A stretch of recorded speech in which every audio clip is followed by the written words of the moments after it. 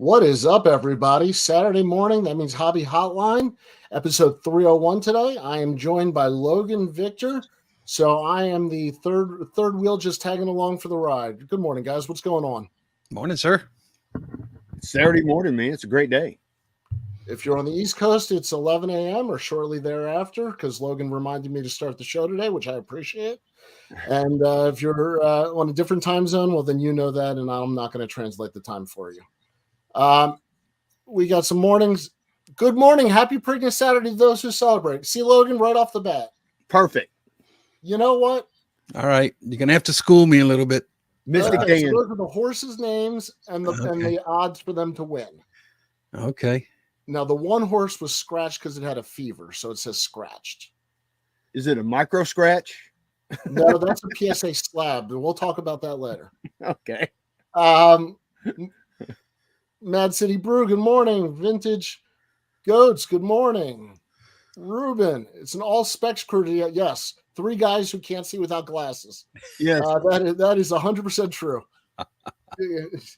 Where am I? And if you notice, not one of us even fault that accusation. I cannot see at all without them. Facts. Philly Joe, good morning. I know people always ask me, what about contacts and this? I said, they're in all the time. They're not anywhere. They're my eyes, and they're special. So what have you guys? We got a big hobby week. Logan, you've already kind of nudged me in one direction, so we might as well start there. PSA made a big announcement that they are changing their slabs, the new Meteor version. And they are going to be medical grade plastic. And Victor, this is important to know. Logan mentioned the fact that if you're actually having surgery, you can now use these to do the surgery because it's medical grade plastic. And there will be no more baggies, which eliminates the rings and colors, and they are supposed to now be more heat, water, and UV resistant. I don't think they've given an exact diving depth or anything like that, but they're supposed to be more resistant. Yeah, I think Hall of Famer. Initial thoughts. Well, I think what I was going to do is once I get my new slabs in the new cases, I'm going to go do a reveal in the shower and see how how water resistant they really are. No, they say this is 3 years in the making. From what I understand, the slabs are pretty much look the same. And from, Danny, you and I talking earlier, the medical grade plastic, we think that's part of, where the 20% increase in the weight comes from. They say that when you pick it up, you can feel it and it feels, it just feels, much better as far as, the feel goes. So the thing I like the best though, and I think a lot of people, is the no baggies, getting rid of the baggies. I had heard, and I do not know if this is true or not, but I had heard that they were going to do some kind of printing, doing the 3D printing and making custom, holder, custom, pieces inside the holder to hold the cards. Like I said, I don't know if that's true or not, but I've heard that. Oh, so you mean to the size of the card, Logan? Yeah, do one for each one. I don't know if that's true or not. It seems to me like that would be very time consuming, but I've heard that. Now, like I said, that's just a rumor. I don't know if that's true or not. Victor, your thoughts? I love the comment here that now that it's 20% heavier, we'll have to hit the gym harder. Your thoughts on PSA? Saying time to mix it up a little bit. Yeah. When I first read the heading of the email, I was kind of taken back because in my head I'm thinking, don't tell me they changed the label. And to Mad City Brews kind of thing here is, see, it's like one some folks would think that's okay, others I would say, oh no, please don't mess with the label. And when I first read that heading, I kind of panicked, but they didn't do much with the label. I was grateful for that. But I had some questions, obviously, and on the medical grade thing, the new plastic, heavier, sturdier, all of that, I like it. My question is, is it going to be more clear? Is it going to like combat the CSG slab in its clarity, right? So that's my first question. My next question means our price is going to go up. Who's going to absorb the cost of this new fancy dancy slab? I unfortunately I think it's going to be us, and so that's unfortunate. Uh, is CGC going to follow suit? Are they going to do something similar to kind of mix things up a bit? And those are kind of my takeaways on this. And that's kind of where I'm at with it. But I like the technology. I think it's a good thing. But at what cost? At what cost is it going to absorb the collector? Well, Victor, you touched on one of the points I've had, which is actually the reverse, but making the same point. I think PSA made some of these changes in reaction to what some of the other card companies have done. What Tag did with their plastic or CGC with their plastic. You know, I mean, we talk about this being thicker and heavier. Maybe they couldn't go clearer. They couldn't win on clearer, but they could win on thicker and more protective. And, you know, outside of going to the Beckett brick, you know, this might have been a way for them to try to gain a competitive advantage, because it is hard to get plastic any clearer without changing dimensions. Yeah, I mean, after a while, you know, and Logan and I were talking about this. Outside of not changing the label, the only thing they couldn't do was change the dimensions of the slab. right. No, That would be disastrous. Yeah, they still have to be able to stack and do all the same things that all the other slabs do. They have to match. That would throw collectors into a tizzy, and I would be one of them. I would not like a different size slab because I'm all in on PSA.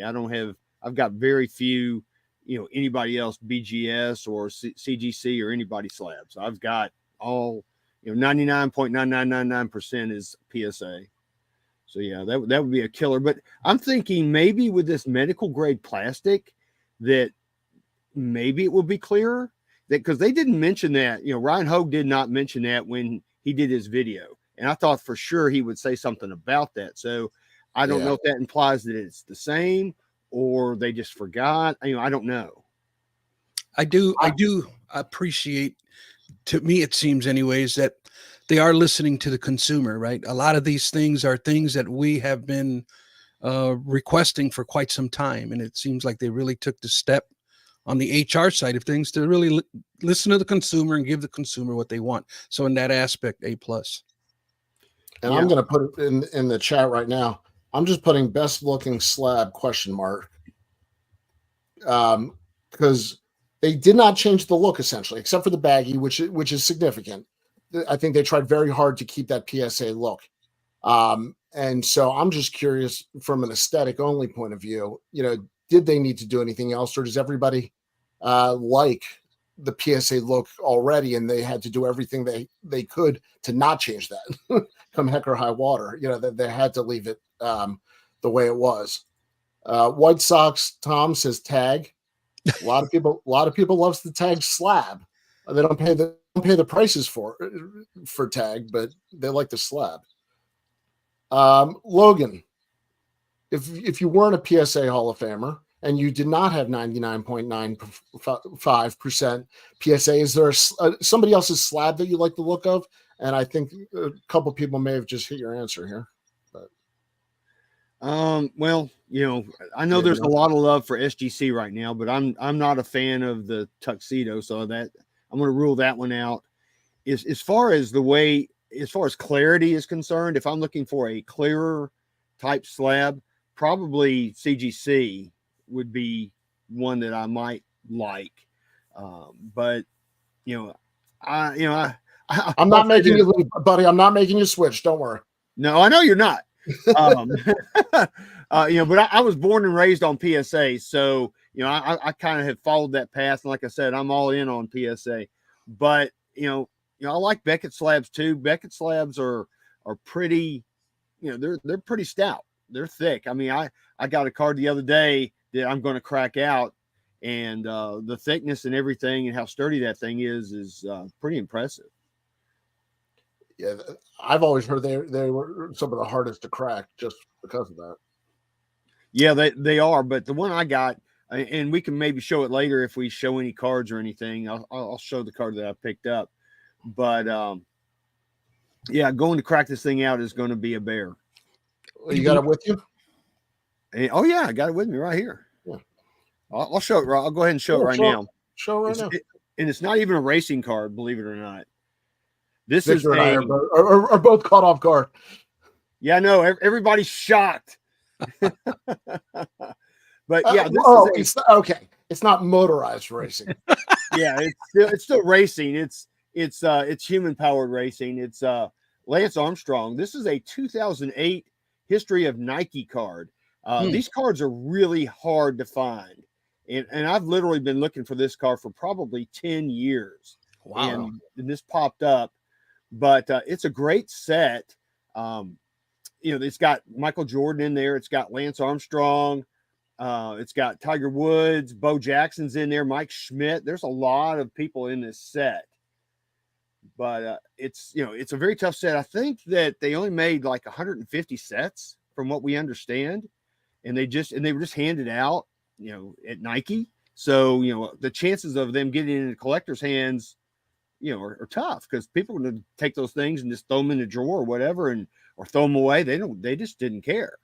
So to try to find one of these is hard, but you can see how thick the slab is, and it overlaps. So yeah, cracking this thing is going to be exciting. That's a concern too with this new PSA holder being it's 20% heavier. Yep. Is it going to be 20% more difficult to crack? And I guess, right? We will see. We were thinking that. Mad City Brew says, wait, Logan, to you, you like the Beckett slabs, but you're cracking it out. Will you explain, when I keep calling you PSA Hall of Famer, will you actually explain what that means in the registry for people? Well, I'm going to probably take some pliers and crack it right here, pull it apart, take the card out, put it in like a card saver 4, and send it to PSA. The reason I'm doing this is I have a Lance Armstrong set on the PSA registry, and this is the only card that I don't have. And now this will close another one for you. This will make another 100% complete set. Like I said, I've been looking for this card for probably 10 years. Unreal. It's that tough. I'm looking for my PSA registry pin, but I can't find it right now. I don't even get a pin. I think I get an email. So we have a Hall of Famer. We have Victor, who's well above me and closer to Logan. And then I get an email somewhere a month behind. I have one set completed on PSA registry. It is a 5-card set or a 4-card set. So I'd like to brag about that. So I see you, Logan, and I raise you my Greg Maddux Playing Days rookie card set. Okay, well, I'll tell you what, I'll raise you my Mario and Andretti set. He's going to go on eBay, and by the end of the show, he's going to pass me. All right. So those are the PSA slabs. Any other thoughts on the PSA slabs before we move on? I got a notification in the email yesterday that my submission has been shipped. So looking forward to getting them in hand. Now, do we know when they're actually switching to the new slabs, or they've already started? I believe they have already started. They said immediately they're going to be doing it. Well, I'd be very, very interested. Victor, if you get them back, if they're the new slabs, what your thoughts are? Okay. Especially on the weight. Tell me if we got to hit the gym, before the national, or the registry can be a bit addicting. I think we would all second that and plead guilty, maybe. But also very satisfying as far as very satisfying in your collecting, right? Yes, it is. I mean, it's definitely my drug of choice for sure. Yeah, you work so hard and so long on a set registry. When you finally complete it, to me, there's no better satisfaction in the hobby, personally. Logan, how many years were you chasing that card? About 10 years. There you go. I mean, it's in my saved searches. I search for it literally every day. That's how I found it finally. Amazing. This is probably the best idea. Maybe we should start a support group. Yeah, without a doubt, we could use one. Absolutely. Mm-hmm. Yeah, but you I know could. what? Of all our choices, these are our healthier ones. Indeed. There's no way I could go cold turkey. Yeah. Okay. Moving on to, want to stick with the PSA slabs, sort of. And there is a national retailer that is entering the trading card market or the trading card acquisition market to a certain degree, and that's GameStop. Um, they are accepting trade-ins, and they're actually buying PSA slabs. Logan, I know you've followed this a little closer than I have. What are the details with this? Well, stand they're only accepting PSA slabs first, and then from that they're only accepting PSA 8s, 9s, and 10s. And I think the card value has to be $500 or less that they're authorized to purchase. Apparently, they've got some kind of cheat sheet or some kind of formula that they're using to say, okay, when I bring in my Bo Jackson 1989 Bo Jackson card, that they know what the price is if it's an 8, 9, or 10, and they're going to pay a certain percentage to you or give you store credit or whatever they're going to do. And it's not available nationwide yet. It's going to only be available in Connecticut, Georgia, Kentucky, Mississippi, New York, Tennessee, and Texas. So I could do it here if I wanted to in Tennessee. Now the question is what are they paying? Like you said, they haven't put out an exact spreadsheet or anything like that. My understanding is this is all going to be PSA provided data, and so the store employee will have no say in the matter. They're going to scan the back of the slab, and that will provide them with a price on the screen. And I assume it's PSA data, card ladder data, something from collectible, and or collectors. I'm sorry, and that'll tell them what they're paying or trade-in value. There's not a negotiation. This is not going to be like a card store. But, the point is there a generation of teenagers, young adults that have more access to GameStops and junk slabs laying around that might be interested in this than the traditional collector who probably doesn't want 50 cents on the dollar or 30 cents on the dollar or whatever they're paying ultimately. Victor, what are your thoughts on just a national retailer kind of getting into the hobby at all? Yeah, another leg for fanatics to get in there, perhaps long term. I was a little shocked when I heard about this. I did not even think GameStops were even still open. I haven't seen one in quite some time near me. I do remember taking my son in there in the late 90s, early 2000s to trade games, and they would not offer very much. I mean, we're talking fraction of a cost, but at least he would get something. Something was better than nothing, so he would trade his stuff in for store credit. But yeah, I was a little shocked that they were still open. I'm wondering, what's the distribution of these stores nationwide, and what options do collectors have for if they don't have a GameStop near them? Is there going to be a through the mail online business model that collectors can perhaps utilize? But I don't know if this is for sports cards or mainly TCG. I don't know. My understanding was, and I saw Philly Joe's comment, is that it's going to be both. That right now they carry TCG actual packs in their stores, and they carry Funkos. Not. I mean, I'm talking about like one shelf with like a box open with some packs or something.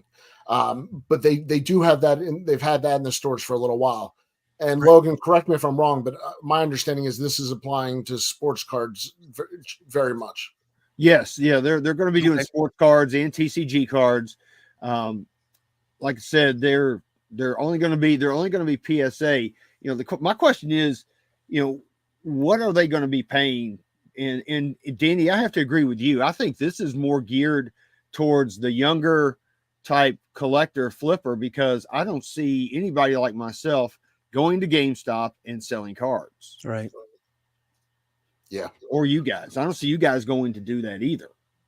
But Victor, you mentioned that when your kids were younger, you would go there to trade in games. Mm-hmm. Yep. could I see my boys going there and trading in slabs they don't care about for the new, FIFA?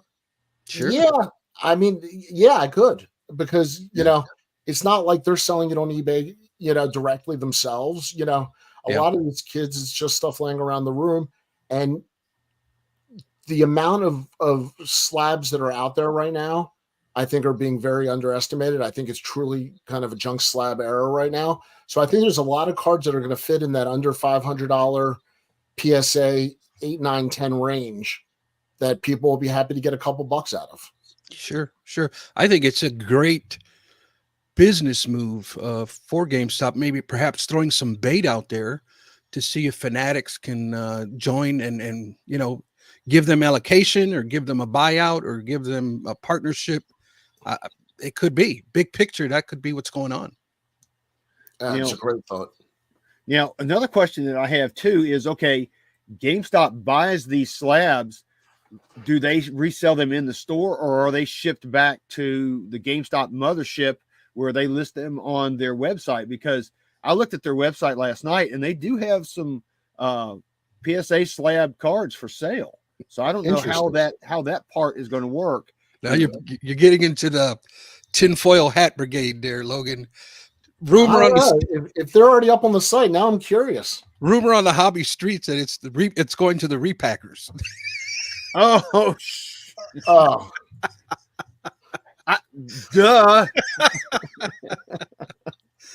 Yeah. Now, I think this is what Victor and I were talking about.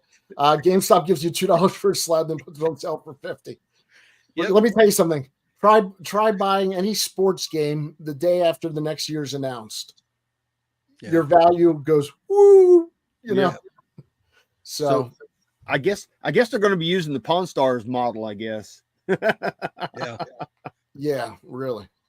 I mean, that's really interesting if they have on sale now. Are you looking at it, Danny? Yep, it's on their website. Yeah, it's there. I saw some last night. There were a lot of Pokemon, but there were some sports cards in there as well. Victor, it's a whole new world, buddy. It sure is. It really is. So now, does like Beckett come and like counteract with like Taco Bell, or do we start having grading companies align themselves with different national retailers? Maybe a Dick's Sporting Goods and Beckett go together. You never know. Things like that could happen. I'm only half kidding. I mean, the way Fanatics is going, the hobby is moving into regular retail. Right. This is true. 10X. You got to get into the mainstream. It's true. I mean, if you can buy wax right now at Lids, you can buy wax at all sorts of Fanatics, owned or partnered, retailers. Fanatics at Dick's actually makes sense. Yes. Mm-hmm. Actually, Rex makes a great point. Rex interviewed him yesterday. We talked about, for the big chains, how hard it is to actually train your employees in the art of cards. When you're hiring hourly employees at a store, it's going to be very interesting to see how much they can take it out of the hands of the employees completely and make it successful. Because that's kind of what they've done with the video games. Right. Because I think Rex is correct here. You cannot trust a store full of employees to negotiate on your behalf. No. Scary when you think about it, right? Yeah. I mean, are you kidding? Those, that wouldn't work out well. Put slabs in cereal boxes to get kids to eat breakfast. Hey, I'd do that. I've been screaming that for years now. That's how I came into the hobby. No, a full graded slab. Oh no! I mean, I'm talking about breakfast cereal. Put cards in there. Absolutely, you want to fix the hobby. That's a good route. Hey man, Post cereal, still good sets.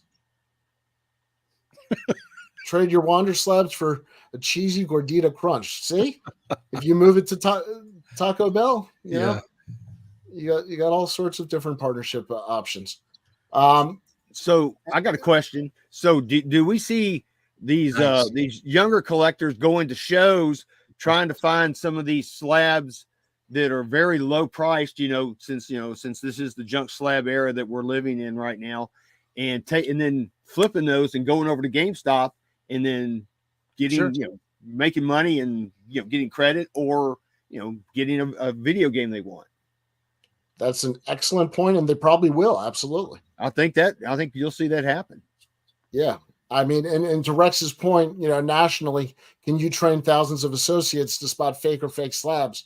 I guess the PSA barcode's really going to get tested, because my understanding is that that's going to be the whole kit and caboodle. Can one of you guys educate me on when the back of the slab started getting a barcode? I do not know the history of the PSA flip nearly as well, but I know that it was added at some point as another security measure, and then upgraded again, I thought, towards the lighthouse. Second generation slab, I believe. I think it may be, because the first generation, they just had like a hologram that said PSA authenticity. Yeah, Collector's Universe PSA on the back. It was pretty generic. I'm glad they have the barcode and the QR code. Those are both nice to have on there. Because I scan mine all the time. When I get one in, I take my iPad and I scan it right in. And I assume that's what they're going to have to do at GameStop, because to Rex's point, there's no way you can train all these employees or stop theft and fakes and everything else. One of the things, Danny, is that it does have to have the lighthouse label type slab. So that's another thing they're going to have to train these people on, is to see, to know, okay, this is where you start. Anything other than this, we're not going to accept. Really? That's interesting. They're not taking the older stuff. No, it's the lighthouse. This is probably to our point of the barcoding. It's probably got to be. Did not know that. No, that's a good point, Logan. Rex says, in reality, PSA slab cards make up a small percentage of all cards sold. There are no official numbers, but raw cards probably outsell graded cards 20-1 or more. I don't doubt that at all. No, I would agree with that for sure. It's probably more. Yeah, I just think the logistics of a card store is different than that of a GameStop. GameStop, I wouldn't trust with raw cards. From a GameStop management standpoint, I wouldn't trust the employees. Unless, they might give that to their managers, the responsibility of funneling that, I would think. I don't know. Yeah. Go to your LCS, folks. There you go. Exactly. Go to your LCS. But maybe GameStop is going to have a certain day or time when you can bring these in, because I know that one of my LCSs here, they have a trade day on Wednesdays, so that they don't really buy or sell anything from individuals except on Wednesdays. So if you've got something, come in and we'll deal with you. I wonder if that's what GameStop's going to do. It would make sense, because that way you've got somebody at the store, right, that can deal with it. Right. Well, I think that gets back to whether or not they can automate they feel like they can automate it like they do with the video games. If they can get that process down. But then it's, the slab's got to stay in good condition. I'm with Rex. It'll be interesting to see how this plays out. Yep. Long term. Any other thoughts on GameStop before we move on, guys? Well, the only thing I was going to say is GameStop positioning themselves for being bought by fanatics. Well, Victor, I thought, mentioned something similar, that they might be positioning themselves for a looky-loo from somebody else. Mm-hmm. I think that's what they're doing. Throwing that bait out there. Yeah. And Rex says, getting back to your comment before, Logan, that's similar to how we do it. I'm the primary buyer of single cards at both our shops. There you go. Yeah, and I've heard that from other stores as well. Well, it only makes sense. What's up, Orlando? GameStop is desperate. Not wrong. Doesn't change the conclusions I think any of us are drawing either. The whole video game world is going away from cartridges. Yes. That's going to be a tough retail model. Yeah, they definitely need to diversify, and this is one attempt to do so. And Bo, Bo talking to Rex's point, maybe it's not 20-1, maybe it's 14,338 to 0. Love it. Bo, I love statistics. I'd love to know how many graded ones you've listed. I've got multiple. Yeah. Yeah. But good to see you, Bo. Congratulations again on your project. Everyone have a good day. Thank you, Necrofan35. Man. Go into a local card show. Yep, listed 0. Slabbed. Well, Bo, I'm assuming now you're just going to go to GameStop for all your slab sales. So. It seems like all the cool kids are doing it, Yeah, I wonder how many of these Goodwill pallets have just graded cards in them. A big pallet of graded Goodwill cards. That would be awesome. Logan's already onto this arbitrage opportunity here. He's going through. He's going through. The card hobbyist. Giving a shout out to Bo there. Okay, so those were 2 of the stories I wanted to get started with because PSA slabs and PSA slabs and PSA slabs. Guess what? PSA slabs. PSA slabs. True game worn cards. I got it right that time. Corbin Carroll, Bobby Witt Jr. They like to run around with cardboard in their pants. Logan, you were giving me some information on this, or how many cards they had? Yeah, sure. First of all, I wondered if they had cardboard in their pants, if they were happy to see everybody. But anyway, yeah, it was Bobby Witt and Corbin Carroll. PSA actually went out and gave them the card. So this was initiated by PSA. They went to the players at the games. This was opening day, from what I understand. Bobby Witt had 7 cards, and Corbin Carroll had 6 with him. So PSA took all those cards once they were done. Of course, they didn't grade very well. I mean, you have to expect that. You had like PSA 1s, 2s, 3s. But they took 1 card from each player, and they gave the rest back to the players to give to whoever they want. But the players, they numbered the cards. Like if since Bobby Witt had 7 cards, he would label his 1 of 7, 2 of 7, 3 of 7, so on and so forth, right? PSA took cards number 2 from each one, 2 of 7 and 2 of 6 from each one, and they're going to actually give those away to anybody that submits a value plus submission or higher. So the value plus is a 20-day submission, a turnaround, and I think it's like $39.99 per card. So if you do that, you're automatically entered into this drawing to win one of these 2 cards. So I think it's really cool what they've done.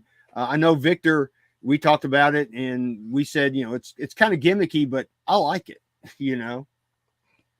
Yeah, that was kind of the kickback they got on their marketing for this. It seemed to trigger a lot of people as far as being over the top on gimmicky. I do like the concept. It's, to me, when we look at vintage cards or cards from the 80s, what do we as collectors do to kind of spice it up a little bit? Well, I like to go to the Chicago Sports Spectacular with my 1989 Gary Sheffield, right? And have him sign it with a inscription. And it just takes a good card of a good player, but kind of notches it up a little bit. And so I love the concept of rookie cards being inscribed and signed and all of that. This is really a cool concept. And it shows fanatics, in my opinion, that, hey, you're not the only one that can sign athletes. We too can sign athletes. We too can come up and be creative. So it creates this creativity and this competition, which, if I'm not mistaken, that's what the hobby has been crying for decades now, is the competitiveness, the creativity. And here is, we have it. And a lot of us are shooting it down. And I think we need to take a step back and look at the big picture and that concept. And it's also, it's not some kind of gimmick that they're trying to scam people out of thousands of dollars like we do with some of the Tops Now stuff. No, This is a giveaway. Hey, that raccoon was on my PC want list. Right, but it's a giveaway, folks. It's done for marketing, for the business. And if we had social media back in the 90s and all of that, I'm sure we would have been seeing all of this stuff advertised to us on social media, but we didn't have that back then. And today, that is the median for getting the word out there. It's through social media, and it's a giveaway. It's harmless, and it's a genius concept, in my opinion. Rex says, fundamentally, I'm not a fan of damaging cards for any purpose. It's funny. I've gone back and forth on this concept of whether or not they should have protected the card somehow or put them in a top loader or something. You know what? I'm not sure I would have believed it or it would have had the same authenticity feel if they weren't beat up pretty good. Right. I expect a Major League Baseball player to move around a lot more than I do. So, when they're out there playing a game, if they got a card, I mean, I wouldn't put a raw card in my pants, and expect it to come out a 10. So, I that doesn't bother me as much for these cards. Fundamentally, I don't like damaging cards. Right. But these cards, it adds to the provenance. It sure does. It gives a whole new meaning to a PSA 1. It sure does. Yeah. Yep. So the question is, are we going to see more of this with other players? Are we going to see more of this with other sports? I can see NASCAR drivers tucking some down in their fire suit. Then they got to go pee. What are you going to get there? Oh, boy. The card hobbyist says, I poke fun at it, but I like the idea. I can see it applied to football with cards in the helmet or shoulder pads. Sure. Yeah, somewhere out of the way. But those are not going to stay at 10. And I forget where I heard this from, but imagine if they did that to somebody for the Super Bowl or Game 7 of the World Series. Oh, yeah. And we were able to have some of that stuff, that kind of creativity in packs. That would be amazing. The only thing is, I think they got to, I don't know on the legalities of them actually, PSA actually selling stuff like this. I think it's that might be a legal problem. I don't know, but it wouldn't be a problem if a collector did that. So I don't know why it would be an issue if PSA did this and sold them. Right? I don't know the legalities of that, but yeah, imagine that in a big game. That would be a pretty cool card. I mean, I think in general the hobby's moving towards connecting to on the field. Right. Whether it's game worn, game used, autographs, we're finding more of a connection with the actual players. The card shows, the Fanatics Fest are all more experiential. And a lot of the giveaways now are, players following you back, getting involvements and stuff with players. So to me, this is just kind of an extension of some of that, that we're just finding another way to connect in the hobby with the players directly. But to me, this is also version 1. I mean, just exactly to Victor's point of all the tentacles and all the different ways they could go with this.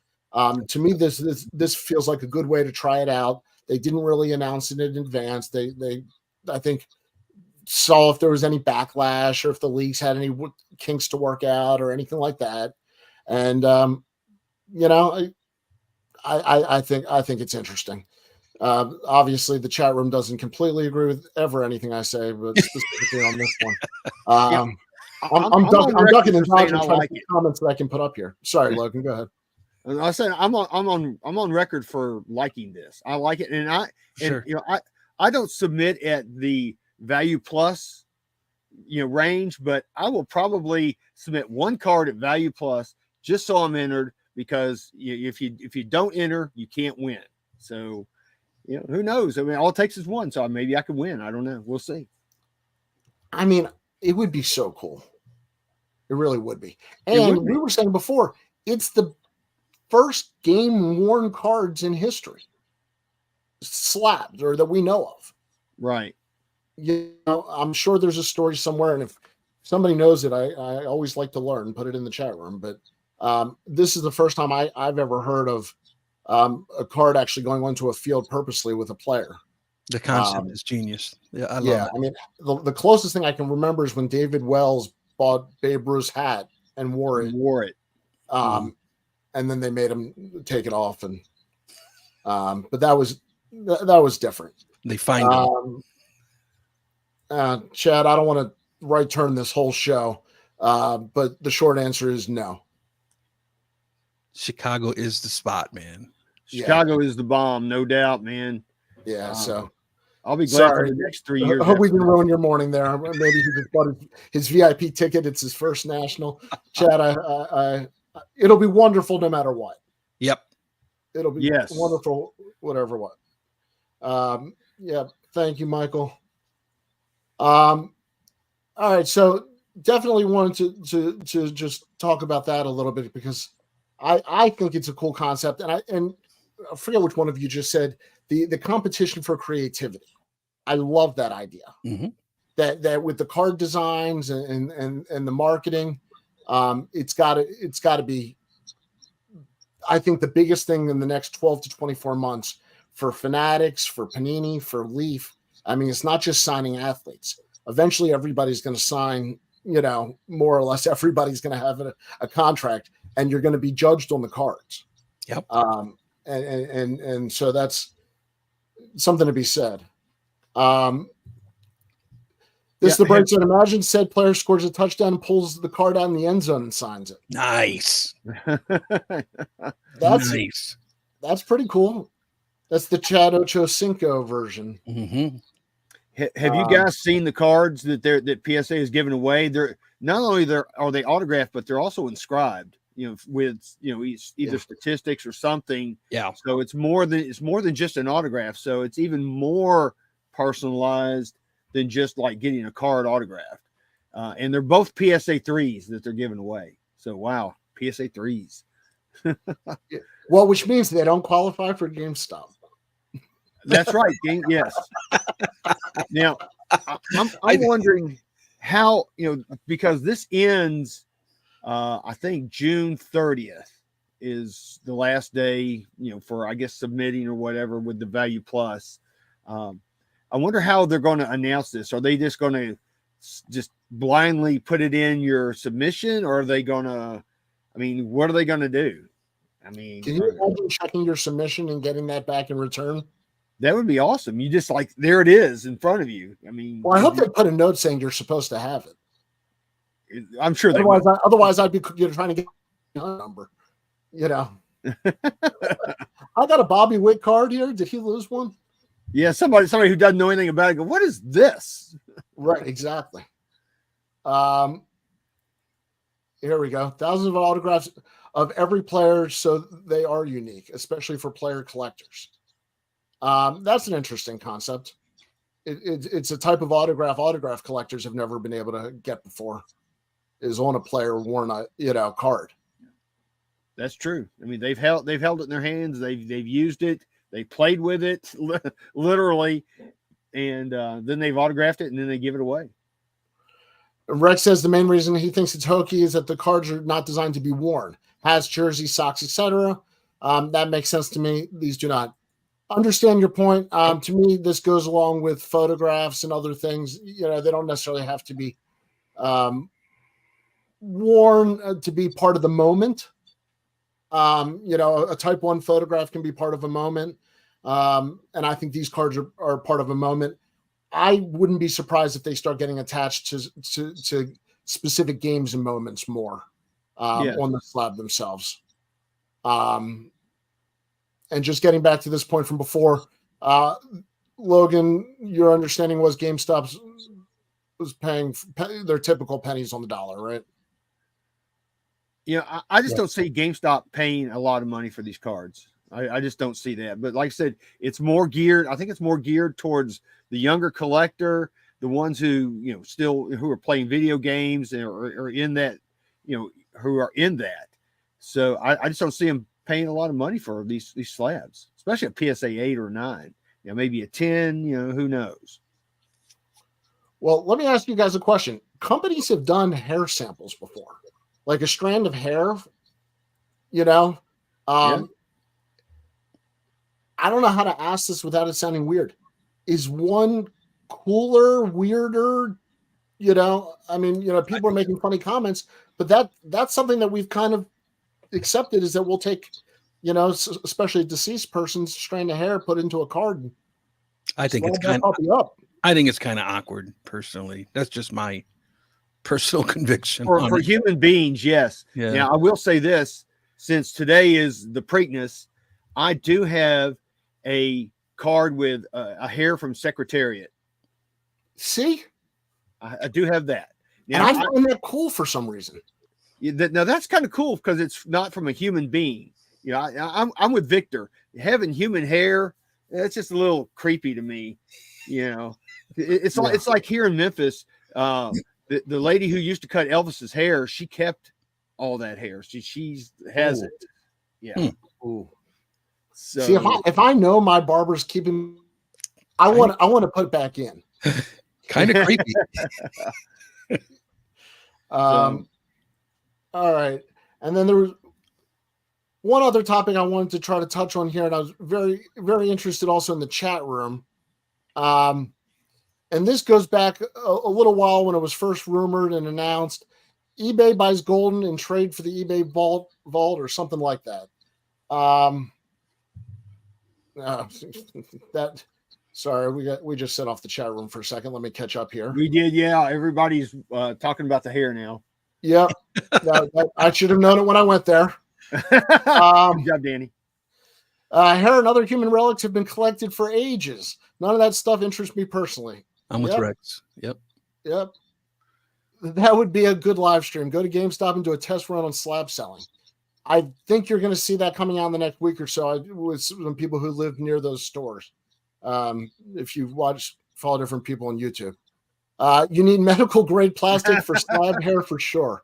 Yep. Absolutely. Fingernail cards coming soon. See, where do we draw the line? See? Yeah, there you go, Dan. Alan Ginger has done hair relics. George Washington, I think. Yep. Wow. Yeah, they have. Yep. I have unintentional dog hair everywhere. Same facts.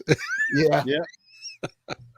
A strand of hair would help my cloning side project. And Logan, your background is getting a shout out from that 70s show. What's up, John? Nice yellow bowling shirt. That's believe it or not, that's from when Dale Earnhardt Sr. drove the Wrangler car back in the early 80s. This is one of the crew uniforms or crew shirts from that team. Nice.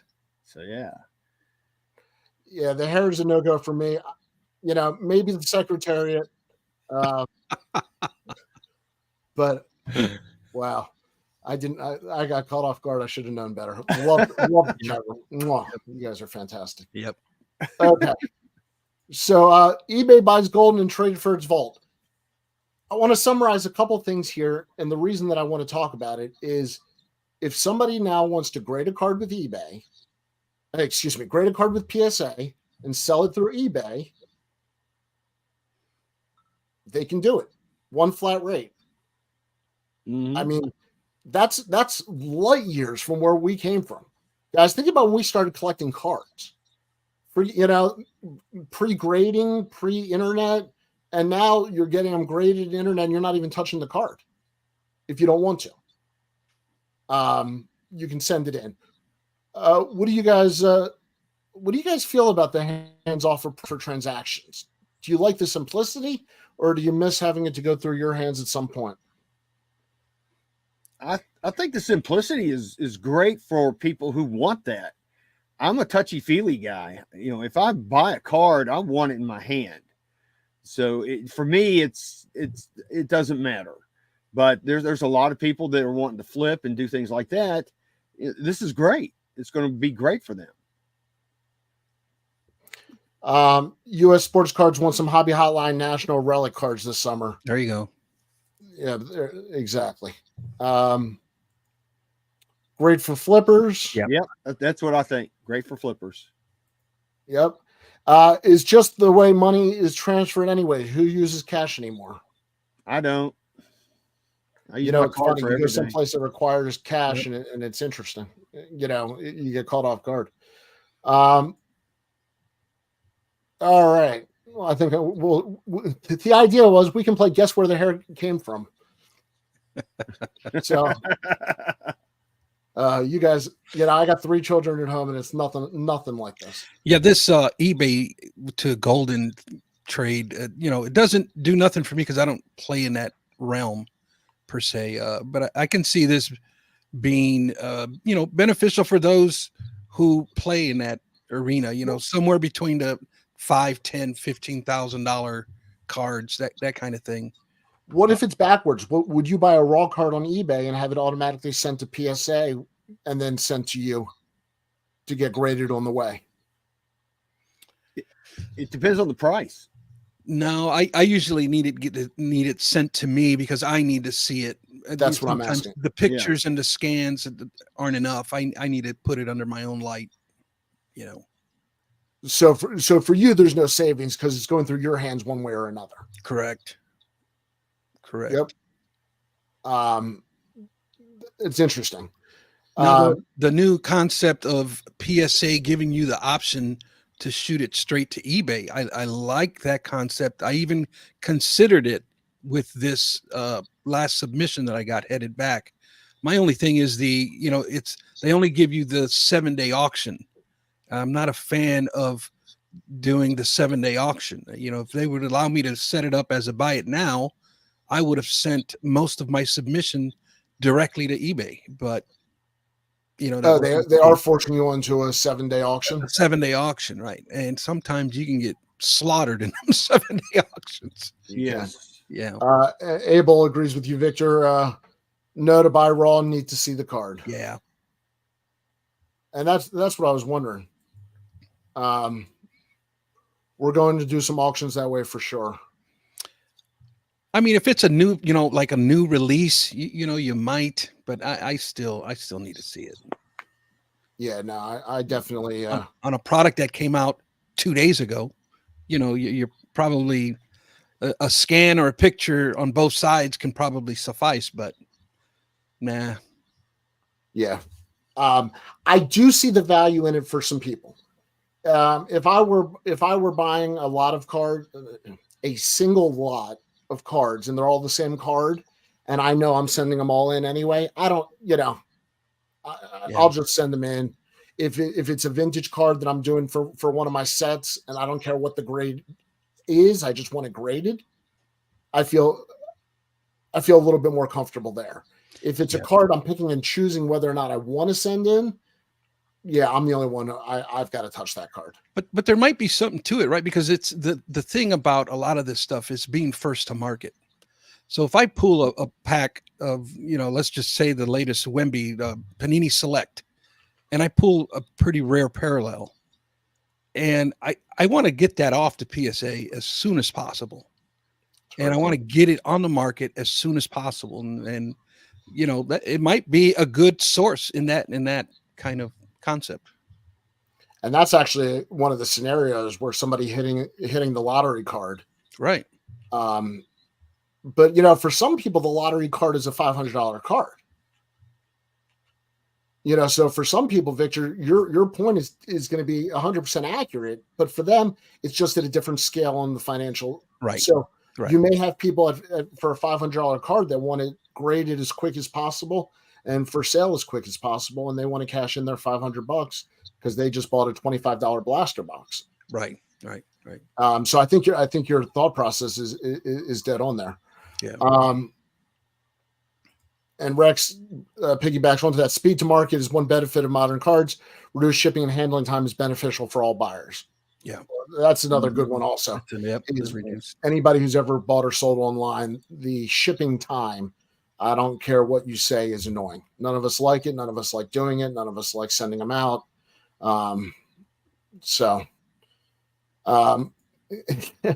What a transaction through this vault protects you from bogus returns when a player value crashes. Well, there's no returns once the deal's done. Yeah, at that point, I think since you never touched the card and you bought it as described and it has to go through authentication, I think that would be a done deal. Buy it now will be an option. PSA said a few months away. Well, there we go. Then Good, then that's I'm good. at that point I'll be straight to eBay Vault. Chad asked a great question here. Do you guys buy raw cards on eBay? Do you guys buy large lot of raw cards? Would you if it had a money back guarantee?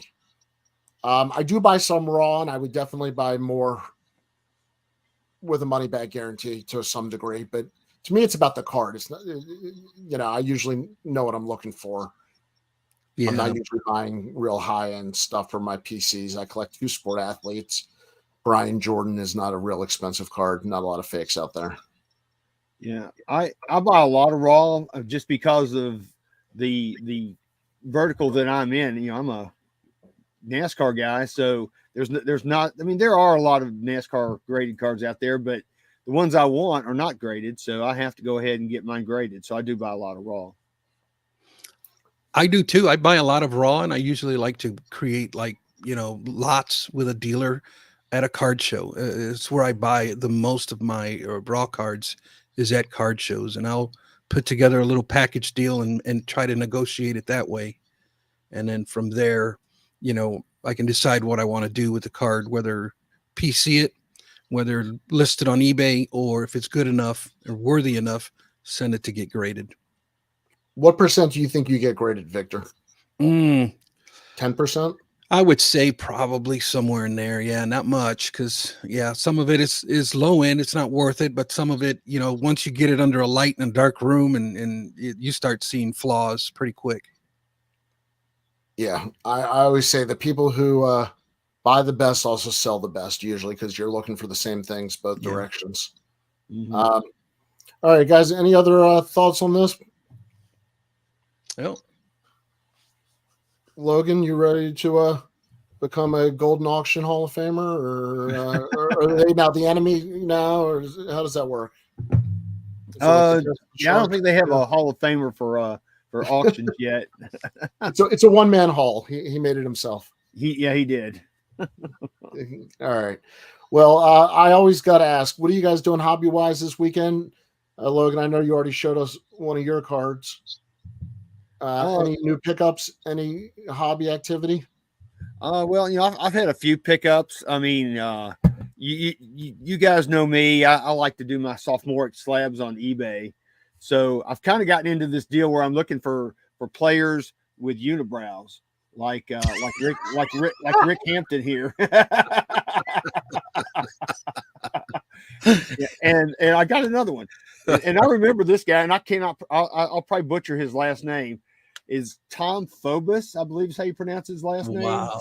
Phoebus, Tom Phoebus. You got to get that card as a kid, and I was thinking like caveman or something at that point. But yeah, I've kind of gotten into the unibrow thing. Logan, you got to get Anthony Davis, center for the Lakers, his rookie cards in 2012, I believe, but he has the biggest unibrow on the face of the planet. Historically, you got to check him out. How far are we from a unibrow card? You could get a unibrow card one day. I'm thinking about creating a unibrow showcase on PSA. That's hilarious. Victor, you getting into any hobby trouble this weekend? I'm pretty busy at home this weekend. I have been working tirelessly on a video for the Ultimate Rookie Card Guideline for Anthony Edwards. I've had a lot of demand for that video. I'm putting it together, and I wanted it to have it done this weekend, and it's not going to get done this weekend. It's going to take me another week to get that video up. So I'll be working on that video, but also I'm going to make a short video just for tomorrow, just to keep consistency with my channel. So I'll be content creating. There you go. All right. And Logan, we're going to find you camped outside of GameStops all over. I'm there, man. It's right next to a sub shop, so man, it's perfect for me. He's got a map on his wall with all the games. I gotta say, somewhere I want to say hashtag America. It's right next to a sub shop, so I'm good. How about you, Danny? What are you doing hobby wise? That's a great question. I'm actually organizing. I am behind in organizing my 57 commons. I know this is very exciting, but I have my 57 binder. Okay. I actually keep my 57 set in. All right. I've got a pile of commons and various other stuff to get caught up on. And speaking of today's conversation, working on a PSA submission. There you go. So that's my hobby goals. We'll see if they get done. There you go. Like you said, Victor, I'm also at home and I answer to higher authorities all throughout this house. So I have 3 children and I get the 5th vote in the house. It's unbelievable. There you go. All right, guys. Well, I'd like to say to the chat room, thank you. Logan, Victor, you guys make my day very easy. I appreciate you as always. This was episode 301. Every Saturday on Bench Clear Media, you will catch us at 11 a.m. Eastern with rotating guests, typically rotating, sometimes rotating early, sometimes rotating last minute, but they are always rotating. We will have some new hosts coming back in June. Look forward to seeing John, Adam from Splendid Sports. Brody's coming back. So see some fresh faces back, and I think that'll be good for all of us. Agreed. Agreed? Agreed. All right. On that note, we'll take a thanks, a mahalo, and catch you next week, guys. See you later. And there's the perfect outro.